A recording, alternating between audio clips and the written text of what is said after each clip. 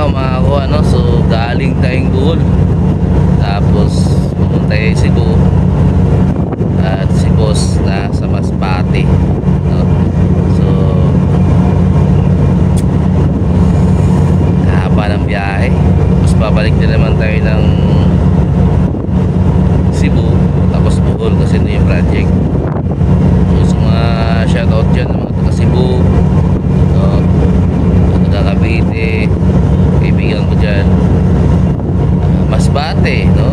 Shoutout kayo dyan, at sa mga taga Bohol,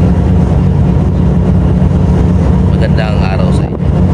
So ito, punta tayo ng Masbate. Ayos.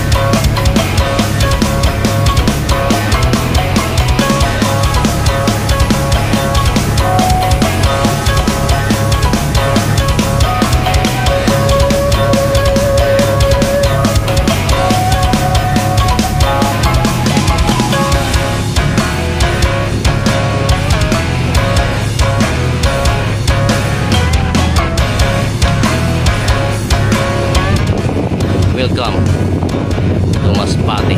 So nakarating din yung Masbate mga kuha, no?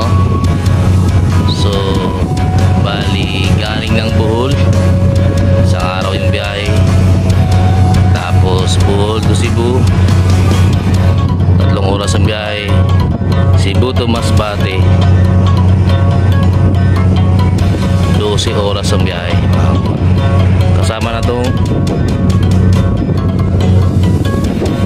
barko. So Masbate tayo makakuha ngayon. So babalik din tayo after 2 days, balik din tayo ng Cebu. Ayos. Magandang hapon mga kuha, no? So eto, dito sa site papakita ko na lang yung na-scan namin, kasi di ko mapakita sa inyo kasi yung cellphone na ginagamit ko bag, yun din ginagamit ko sa pag-scan. So hindi ko siya magamit kasi sira yung isang cellphone. So ngayong araw na to, nandito na tayo. So gumagawa na kami ng tent para dito sa huhukayin. So sana makuha namin to, no? Ang kwento dito, dito sila nakakuha sa malaking bilog na bato. Sa ilalim na nakakuha sila ng bunsoy, yung parang usig kanina, parang sa tabako, bunsoy. So ginto yun. At saka nakakuha sila dito ng 1 kilo na gold yung box, sa ilalim ng 6 feet. So pag-scan ko, kasi iniwanan nila ito, pag-scan ko nandun pa rin sa ilalim. So kaya para masundan namin yung hukay nila, so tinanong natin yung may-ari ng lupa kung saan ang hukay. So ito yung tinuro niya. So ngayon tingnan natin yung mga ginagawa namin, no? So ang ginagawa namin ngayon, maggawa ng mesa, tent, saka upuan. Para yung mga digger hindi mahihirapan. Tingnan natin makakuha.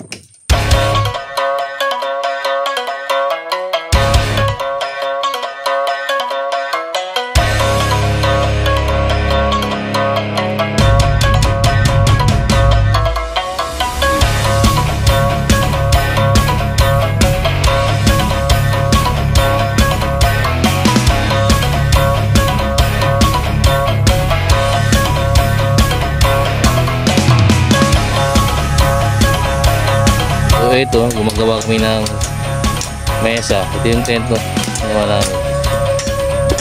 So, yung target dyan sa hinukay ni Sir Ronnie yan dyan. Si Sir Noel. Gumagawa siya ng upuan. So ako tapos na ang mesa.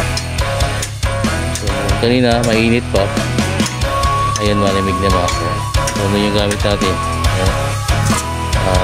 Hindi din mga bag natin kasi iya, no? So ito yung site namin dito. Ito yung lumubog na dating pinagukayan, tinakpan nila. Hindi na nila nabalikan dahil matigas daw sa ilalim. So hindi na alam na nandun pa sa ilalim yung item. So yung scanning, susunod sabihin to yung sa scan na, hindi ko kasi mapakita yung pag-scan ko. So yun mga ko, ito yung project namin sa area na to. So maganda na yung lugar namin, hindi na mainit, saka hindi natama ng araw. Hindi na namin tinanggal yan kasi para katago sa araw. At ito naman ay sinadya namin ganyan kasi parang umulan diretso hanggang sa baba. So hindi aabutin yung ukay namin. Sino ako ito yung project namin dito. So yung digger parating pa lang sila, so kami pa yung nauna. So ito yung ginagawa namin. Ayos.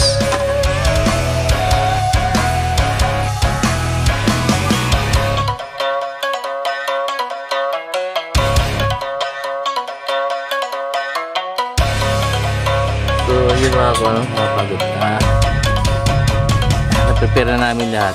So yung digger, sila na bahala dito kung paano inaayusin pa. Pero may minsan na lagyan na ng trapal. So ang digger na lang yung bahala, no? So at least pagdating niya dito ay ayos na. So yun mga ko, ngayong araw na to, ito lang yung nagawa namin. Mahirap kasi mainit.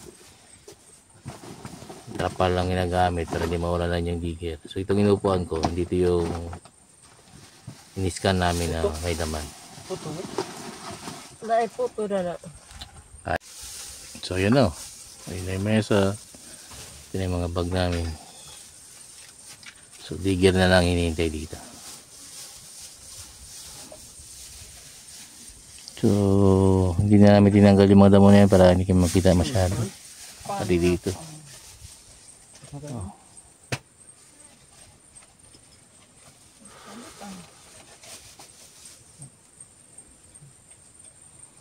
Ayos.